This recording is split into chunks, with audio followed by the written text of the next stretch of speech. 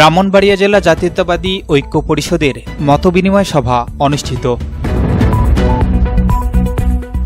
আসসালামু আলাইকুম। এমকে টেলিভিশনের প্রবাসী সংবাদে আপনাদের সাথে আছি আমি শারমিন মিনা। এতক্ষণ শুনছিলেন সংবাদ শিরোনাম, এখন ডেস্ক থেকে বিস্তারিত। সদ্য ঘোষিত ব্রাহ্মণবাড়িয়া জেলা বিএনপির পূর্ণাঙ্গ কমিটিকে অভিনন্দন জানিয়ে ব্রাহ্মণবাড়িয়া জেলা জাতীয়তাবাদী ঐক্য পরিষদ সৌদি আরব কমিটির মতবিনিময় সভা অনুষ্ঠিত হয়েছে। এতে সভাপতিত্ব করেন সংগঠনের সভাপতি সোহেল রানা। সংগঠনের সাধারণ সম্পাদক আমিনুল ইসলামের সঞ্চালনায় প্রধান অতিথি হিসেবে উপস্থিত ছিলেন সংগঠনের প্রধান উপদেষ্টা আব্দুল্লাহ মহসিন। বিশেষ অতিথি হিসেবে সংগঠনের সম্মানিত উপদেষ্টা হানিস সরকার, হাজী সালাউদ্দিন, রাসেল মিয়া, জিয়াউর রহমান, শেখ রুবেল, কাউসার, আব্দুস সালাম, জয়নাল, জাহাঙ্গীর, আল আমিন সহ আরও অনেকেই। পরে বেগম খালেদা জিয়ার সুস্বাস্থ্য কামনায় দোয়া ও মুনাজাত করা হয়।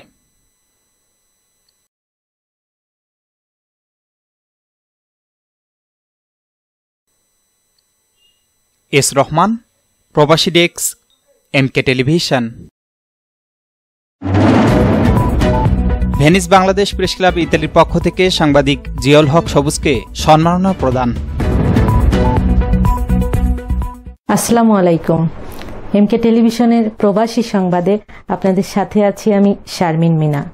এতক্ষণ শুনছিলেন সংবাদ শিরোনাম, এখন ডেস্ক থেকে বিস্তারিত। বাংলাদেশের জনপ্রিয় বেসরকারি স্যাটেলাইট চ্যানেল বাংলাভিশন টেলিভিশনের বিজনেস এডিটর জিয়াউল হক সবুজকে সম্মাননা ক্রেস্ট প্রদান করা হয়েছে।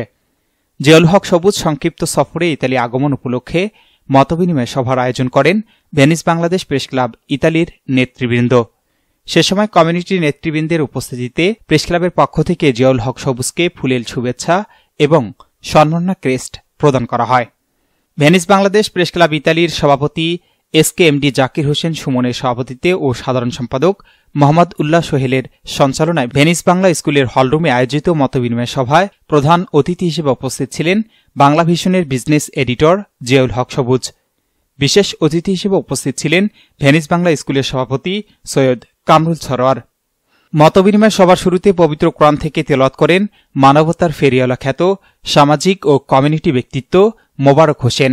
পরে স্বাগত বক্তব্য রাখেন ভেনিস বাংলাদেশ প্রেস ক্লাব ইতালির সিনিয়র সহসভাপতি সোহেলা আক্তার বিপ্লবী, সহসভাপতি সোহানুর রহমান উজ্জ্বল, মোহাম্মদ মুন্না, বাংলা স্কুলের সহসভাপতি নাসিরুদ্দিন পান্না, রাজনৈতিক ও ইসরার কমিউনিটি ব্যক্তিত্ব কামাল খান সহ বিভিন্ন সংগঠনের নেতৃবৃন্দ। পরে সকলে প্রধান অতিথি জিয়াউল হক সবুজকে সম্মাননা ক্রেস্ট ও ফুলেল শুভেচ্ছা জানান। Special thanks to Venice Bangla press ক্লাবের সভাপতি জনাব এমডি জাকির হোসেন সুমন ভাই, সাধারণ সম্পাদক মাহমুদুল্লাহ সোহেল ভাই। Special thanks to Venice Bangla, এখানকার যে স্কুল রয়েছেন, আমি অবশ্য অনেক এই প্রতিষ্ঠানের নিউজ দেখেছি, অনেক ছবি দেখেছি, বিশেষ করে বিভিন্ন সংবাদ মাধ্যমে।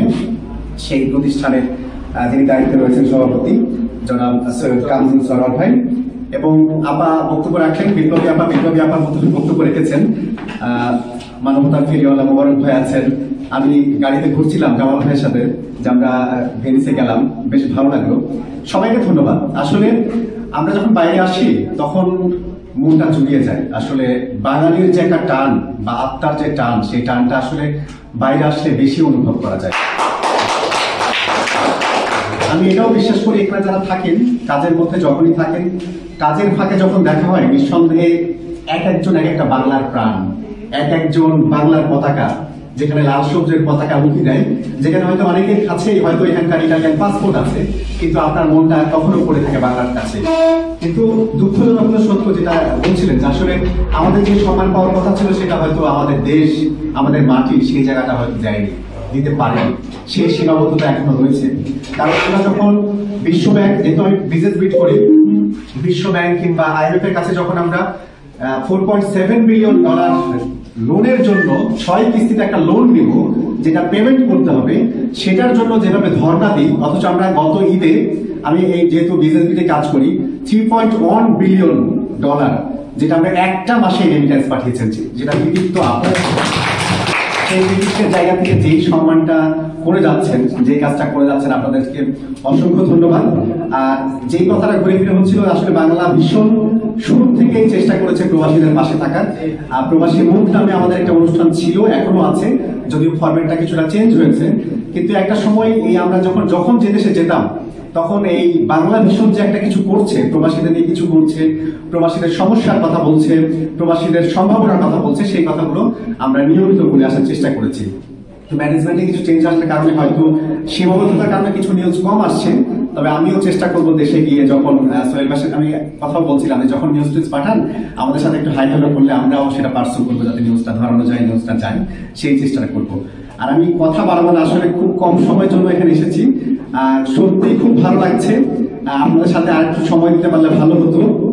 তবে আপনাদের কাছে দোয়া চাই, যে কাজটা আমি করছি, দেশ একটা সংকটাপূর্ণ সময়ের মধ্য দিয়ে যাচ্ছে। আপনি জানেন যে আগেও একটা সংকটের মধ্যে ছিল, এখনো যে সেই সংকট থেকে আমরা বেরিয়ে আসতে পেরেছি তেমনটি নয়। দেশের জন্য দোয়া করবেন, দেশ যেন সেই সংকট থেকে সহজেই বেরিয়ে আসতে পারে, একটা শান্তিপূর্ণ অবস্থান যেন দেশে তৈরি হয়। এবং সেই জায়গাতেও আপনারা যেই কাজটা করে যাচ্ছেন, বিশেষ করে যে সংবাদ কর্মীরা বিদেশের মাটিতে সার্বক্ষণিক কাজ করার পরেও যেই 1 ঘন্টা 2 ঘন্টা বা 3 ঘন্টা সময় বের করে প্রবাসীদের সম্ভাবনার কথা বলছেন, সংকটের কথা বলছেন, এই সংকটের কথাগুলো আপনারা তুলে ধরেন, জানিয়ে যান।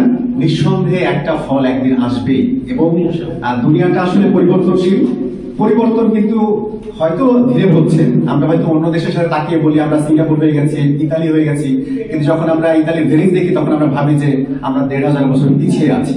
কারণ যেই 1000 বছর আগের যেই ভেনিস এখন এখানে ভাসমান রয়েছে, আমরা হয়তো এখন একটা ব্রিজ করছি যেটার স্থায়িত্বকাল 100 বছর বা 150 বছরের জন্য।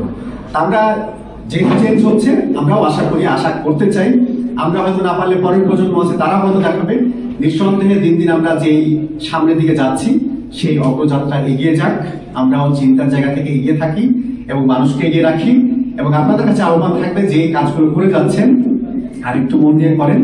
আর এখানে যারা গণমাধ্যম কর্মী রয়েছেন, তাদের কাছে আমার একটি আহ্বান থাকবে, আপনারা এমনি দৈনন্দিন যেই সংবাদ করেন সেটা তো থাকবেই, এখানে প্রবাসীদের কৃতিত্ব, প্রবাসীরা ভালো করছে, প্রবাসীরা এখানে সম্ভাবনার মধ্যে রয়েছে, কিংবা যেই সম্ভাবনাটা আরেকটু ভালো হতো, সংকটটা দূর করতে পারে, সেই সংকটের কথাগুলো তুলে ধরুন। এস রহমান, প্রবাসী ডেস্ক, এমকে টেলিভিশন। করছি এমকে টেলিভিশনের প্রবাসী সংবাদ।